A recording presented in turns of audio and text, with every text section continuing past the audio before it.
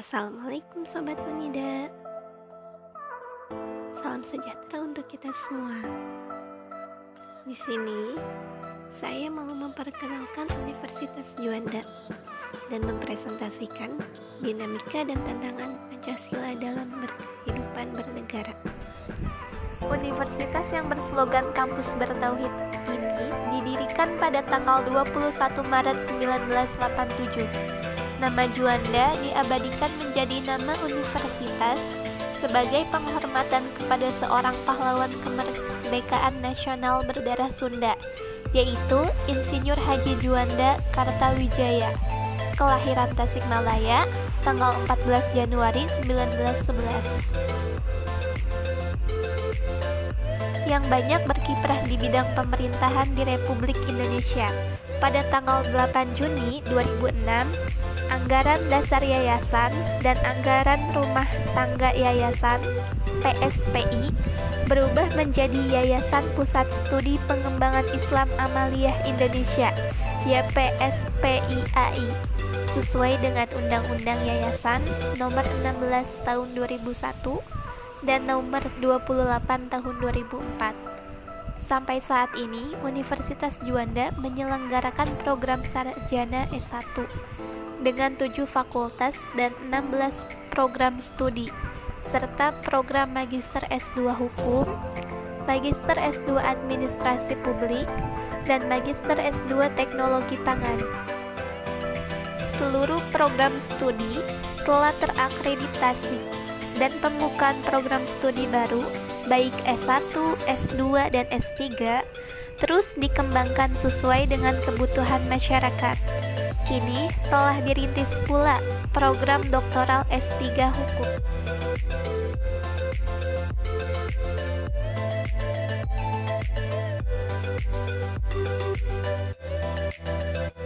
Universitas Juanda Bogor kembali meraih prestasi membanggakan dengan menempati peringkat ke-6 perguruan tinggi peringkat klaster terbaik bentuk universitas dan institut dalam Anugerah Lembaga Layanan Pendidikan Tinggi LLDI KTI Wilayah 4 Jawa Barat, Banten tahun 2021.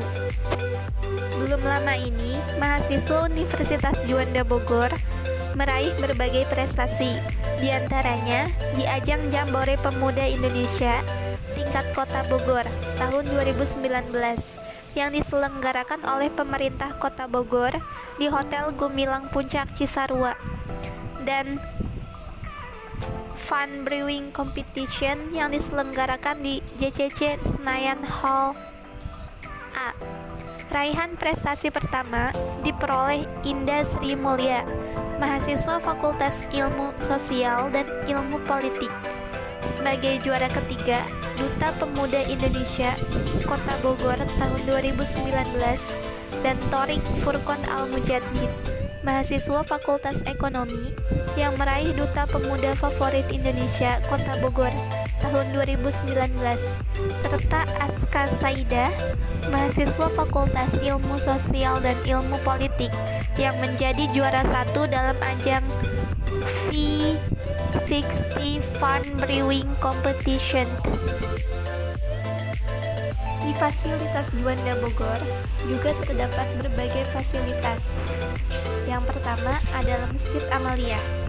Masjid ini terletak di samping Universitas Juanda. Selanjutnya adalah area parkiran. Area parkiran ini biasanya digunakan untuk para mahasiswa yang membawa kendaraan bermotor.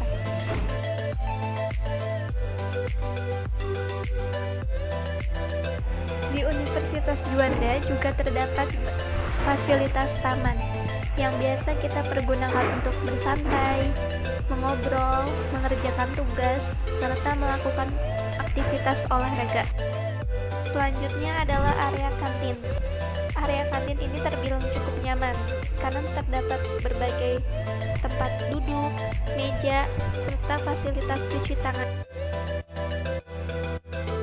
Juanda Bogor juga terdapat kantin yang dikelola oleh mahasiswa Universitas Juanda sendiri. Kantin ini menjual berbagai kebutuhan mahasiswa dengan harga yang cukup terjangkau. Tak lupa juga ada toilet yang sangat nyaman dan bersih di Universitas Juanda Bogor.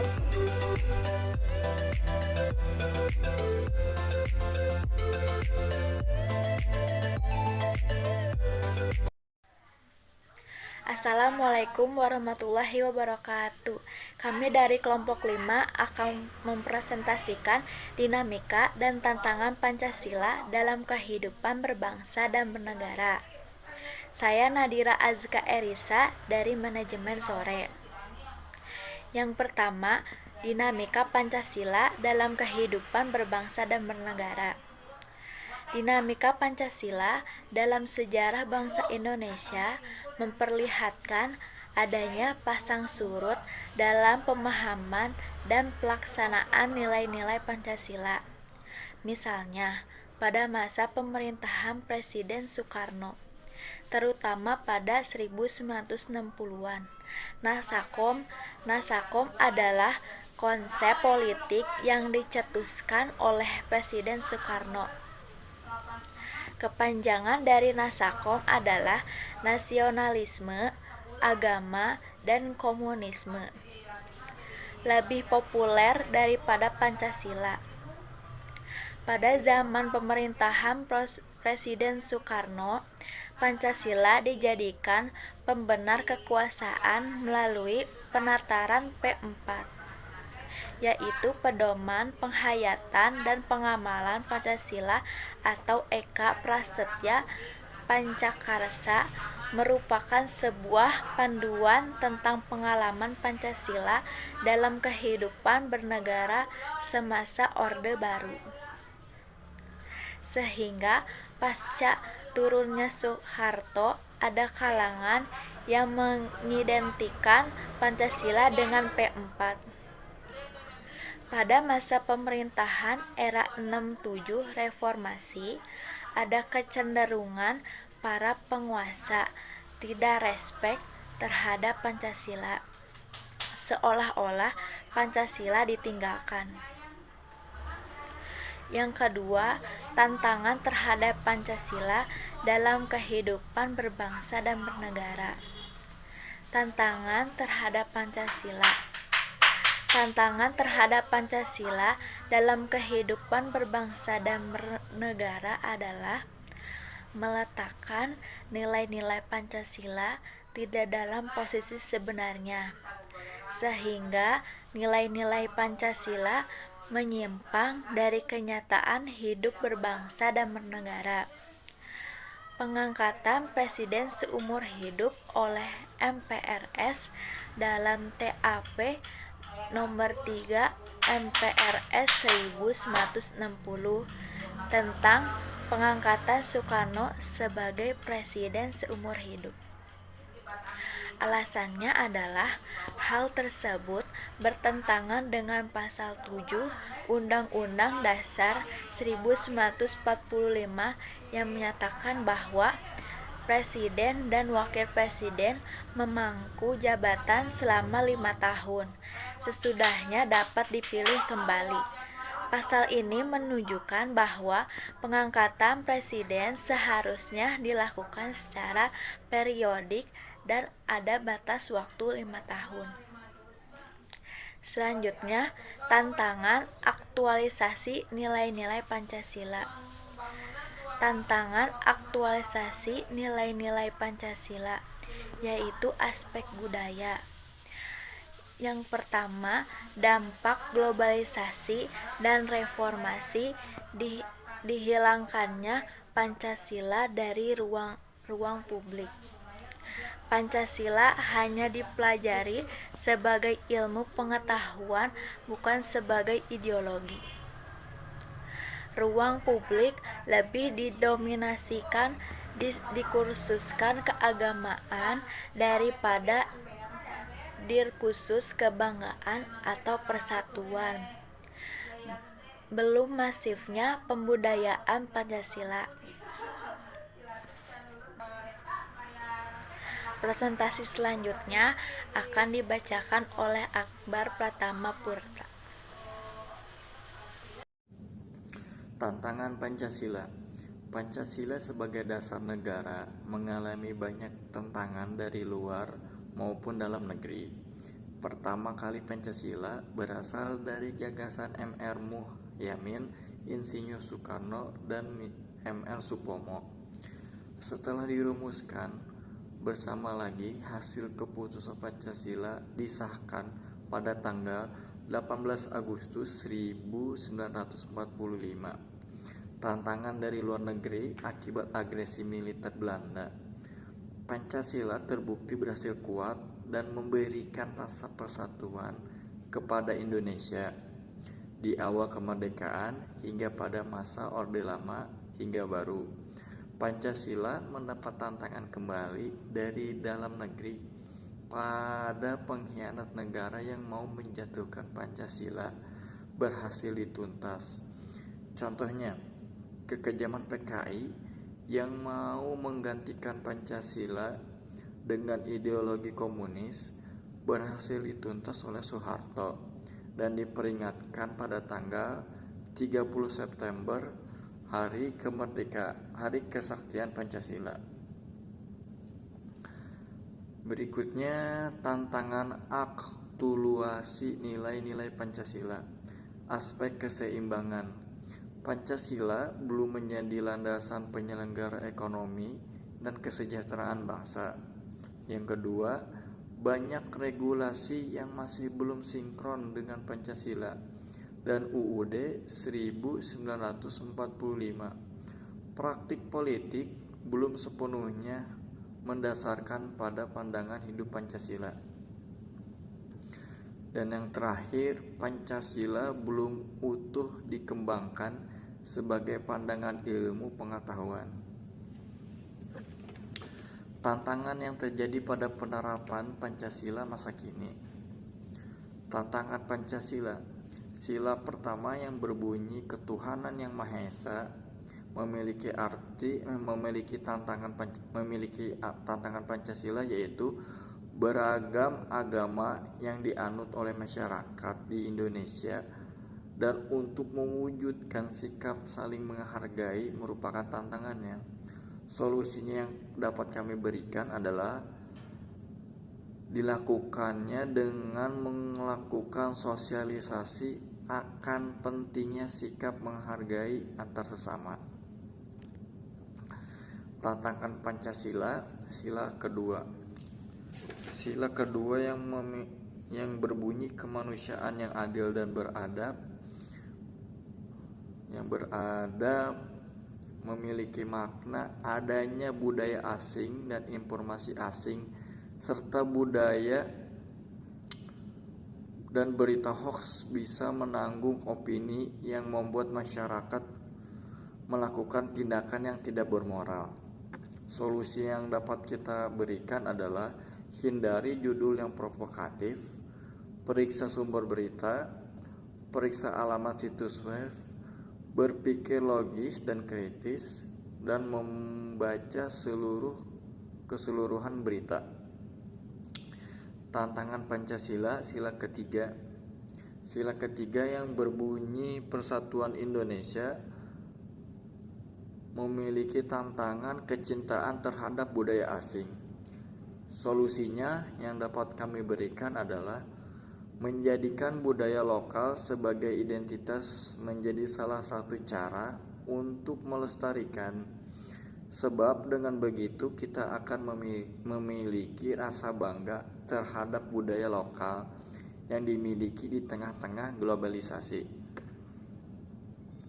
Sila keempat yang berbunyi kerakyatan yang dipimpin oleh hikmat kebijaksanaan dalam permusyawaratan perwakilan memiliki tantangan Pancasila, yaitu mengabaikan pendapat orang lain, terlebih kelompok minoritas, dan juga mengambil keputusan secara berpihak. Solusinya adalah musyawarah untuk mencapai mufakat, diliputi dengan semangat kekeluargaan, dengan itikat yang baik dan rasa tanggung jawab menerima dan melaksanakan hasil keputusan musyawarah. Dan yang sila kelima berbunyi keadilan sosial bagi seluruh rakyat Indonesia. Memiliki tantangan Pancasila, sistem keadilan di Indonesia yang terkadang justru sangat memberatkan masyarakat kecil, namun terkesan mudah di masyarakat kalangan atas. Solusinya yang dapat kami berikan adalah seharusnya setiap orang berhak atas pengakuan, jaminan, perlindungan, dan kepastian hukum yang adil serta perlakuan yang sama di hadapan hukum, tanpa berpihak pada kaum kuat dan lemah, kaya atau miskinnya. Dinamika dan tantangan Pancasila dalam menjaga keutuhan NKRI. Seperti yang terjadi saat ini, kita melihat banyaknya ideologi alternatif melalui media informasi yang mudah dijangkau oleh seluruh anak bangsa. Contohnya seperti radikalisme. Yang menjadi tantangan pertama kita dalam menjaga ideologi Pancasila. Hal ini juga mengakibatkan adanya penurunan intensitas pembelajaran Pancasila, sehingga kurangnya efektivitas dan daya tarik terhadap pembelajaran Pancasila. Tantangan selanjutnya adalah eksklusivisme sosial yang terikat dengan globalisasi dan mengarah pada intensifikasi kecenderungan depolitisasi identitas, gejala polarisasi dan fragmentasi sosial atas dasar SARA. Bonus demografi yang akan segera dinikmati bangsa Indonesia juga menjadi tantangan tersendiri untuk menanamkan nilai-nilai Pancasila pada generasi muda di tengah globalisasi.